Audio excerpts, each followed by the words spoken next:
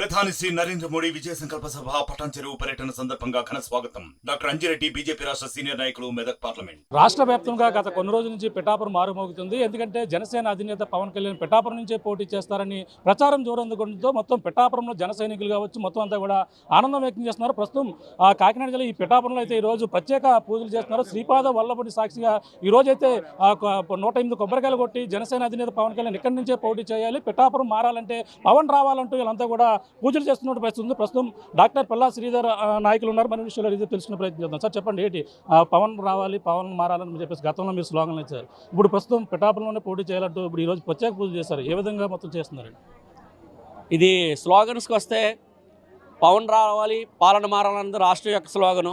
మా పిఠాపురం నియోజకవర్గం వస్తే పవన్ రావాలి, పిఠాపురం మారాలనేది పిఠాపురం నియోజకవర్గ ప్రజల యొక్క స్లోగన్. ఈరోజు పవన్ కళ్యాణ్ గారు పిఠాపురం నియోజకవర్గం నుంచి పోటీ చేయాలని, ఆయన అత్యధిక మెజార్టీతో గెలుపొంది అసెంబ్లీలో ముఖ్యమంత్రి స్థానంలో కూర్చోవాలని చెప్పి గతంలో కూడా మేము అనేక పూజా కార్యక్రమాలు, అదేవిధంగా జన సైనికుల సహకారంతో అన్నవరం శ్రీ సత్యదేవుని సన్నిధికి వేల సంఖ్యలో మేమందరూ కూడా పాదయాత్రగా వెళ్ళడం జరిగింది.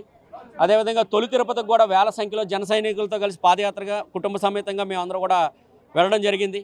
అనేక పూజా కార్యక్రమాలు చేయడం జరిగింది. ఎందుకంటే పవన్ కళ్యాణ్ గారికి జనబలం చాలా ఎక్కువగా ఉంది. అదేవిధంగా ఆయనకి దైవబలం కూడా చేకూరాలని ఇటువంటి కార్యక్రమాలు మేము చేపట్టడం జరిగింది.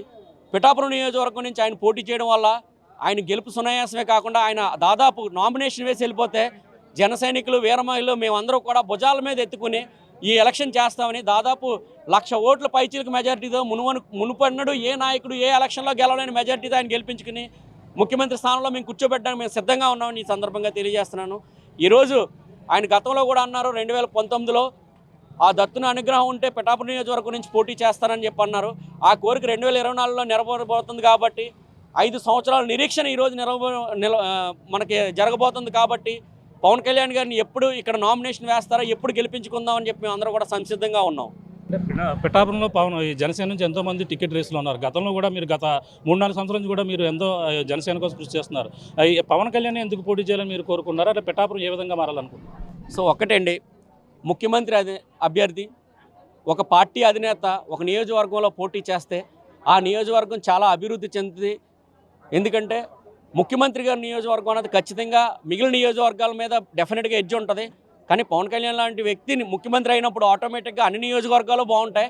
మా స్వార్థం ఏంటంటే మా నియోజకవర్గం నుంచి ముఖ్యమంత్రి అభ్యర్థి అసెంబ్లీలోకి వెళ్తున్నాడు, ఆయన మా నియోజకవర్గాన్ని ఎంతో డెవలప్ చేస్తారు. ఎందుకంటే పవన్ కళ్యాణ్ గారికి ప్రతి నియోజకవర్గం మీద పట్టు ఉంది. అదేవిధంగా పిఠాపురం నియోజకవర్గం మీద ఆయన చాలా పట్టున్న వ్యక్తి. ఎందుకంటే గతంలో కూడా ఆయన కలిసినప్పుడు ఆయన పిఠాపురం నియోజకవర్గంలో సమస్యలు మనం చెప్పే ముందు ఆయన దృష్టికి వెళ్ళిపోవడం, ఆయన జనవాణిలో కూడా అనేక సమస్యలు తీసుకోవడం, వారాహయాత్రలో భాగంగా ఆ సమస్యలన్నీ కూడా వారాహయాత్రలో ప్రస్తావించడం, దాని పరిష్కారం దిశగా కూడా ఆయన తీసుకెళ్తారు. కాబట్టి ఒక అవగాహన కలిగిన ముఖ్యమంత్రి మా నియోజకవర్గం నుంచి పోటీ చేయాలన్న స్వార్థం పిఠాపురం నియోజకవర్గ ప్రజలతో పాటు నాకు కూడా ఉంది. కాబట్టి ఆయన ఇక్కడ చేయాలని మేము కోరుకుంటున్నాం. అంటే ఎమ్మెల్యేగా కూడా పోటీ చేస్తున్నారు, కానీ ఈ మధ్యలో ఎంపీగా కూడా పోటీ చేస్తాను ప్రచారం జరుగుతుంది. అదే కాకినాడ ఎంపీగా కూడా వచ్చే అవకాశం ఉంది, పిఠాపురం నుంచి ఎమ్మెల్యేగా కూడా పోటీ చేస్తారని ప్రచారం జరుగుతుంది. ఏ విధంగా ఆయన్ని మొత్తం ఇక్కడ కాకినాడ పార్లమెంట్ కావచ్చు, ఇక్కడ కావచ్చు, ఎలా నెగ్గిస్తారు? ఒకటండి, పవన్ కళ్యాణ్ గారు నామినేషన్ వేయడమే తరువాయి బాధ్యత అంతా కూడా జన సైనికులు, వీరమహిళలు, అదేవిధంగా ఆ నియోజకవర్గ ప్రజలు తీసుకుంటారు ఈరోజు. ఎందుకంటే పార్టీ రోజు రోజుకి బలం పుంజుకుంటుంది. పవన్ కళ్యాణ్ గారు నామినేషన్ వేస్తే చాలు మేమంతా కూడా ముందుకెళ్ళి ఆ పార్టీని గెలిపించుకునే విధంగా మేము వెళ్తాము. ఆయన పోటీ చేయడమే తరువాయి గెలవడం అన్నది ఇంకా అది సునాయాసంగా జరిగిపోతుంది. అది పిఠాపురం నియోజకవర్గం ఏంటి ఏ నియోజకవర్గంలోనే జరుగుతుంది. అదేవిధంగా కాకినాడ ఎంపీ అంటే ఏ ఎంపీ కాన్స్టిట్యున్సీలోనే జరుగుతుంది.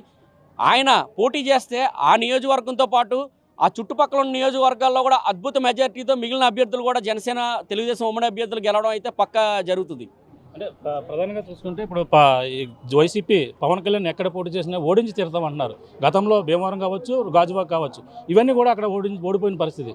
ఒక్కొక్క ఎమ్మెల్యే మాత్రం పరిమితం అయ్యారు. ఇప్పుడు ఏ విధంగా ఇదవుతారు? వైసీపీని ఏ విధంగా ఢీ కొడతారు? కరెక్ట్ అండి. 2019లో వాళ్ళు ఏదో చూసుకున్నారు కదా అని చెప్పి 2024లో వాళ్ళు పప్పులేమి ఇక్కడ ఉడగో. ప్రత్యేకంగా వాళ్ళని ఓడించక్కరొద్దు. పవన్ కళ్యాణ్ గారి దగ్గర ఎదురుగా ఏ ప్రత్యర్థి పోటీ చేసినా అతని డిపాజిట్లు కూడా తక్కువని ఈ సందర్భంగా తెలియజేస్తున్నాను. అదేవిధంగా ఆయన పోటీ చేస్తే ఎవరో ఎన్ని ప్రయత్నాలు చేసినా సరే ఈరోజు ఆయన ప్రజల్లో చాలా బలంగా ఉన్నాడు. మేము చేసే పూజా కార్యక్రమాల వల్ల ఆయన దైవబలం కూడా చేకూరుతుంది. సో మంచివాడికి మరింత మంచి జరుగుతుంది. ఇక్కడున్న మంచివాడు ఎవరంటే మాకు పవన్ కళ్యాణ్ గారు. ఖచ్చితంగా ఆయన గెలవడం అన్నది పక్కా, అసలు అందులో ఆలోచించే పరిస్థితి లేదు. అయితే మేము కేవలం ఎందుకోసం ఇంకెక్కువ కష్టపడతామంటే మెజారిటీ దిశగా మేము ముందుకెళ్తాం. అత్యధిక మెజారిటీ తీసుకురావడానికి మేము అందరూ కూడా ప్రయత్నం చేస్తాం.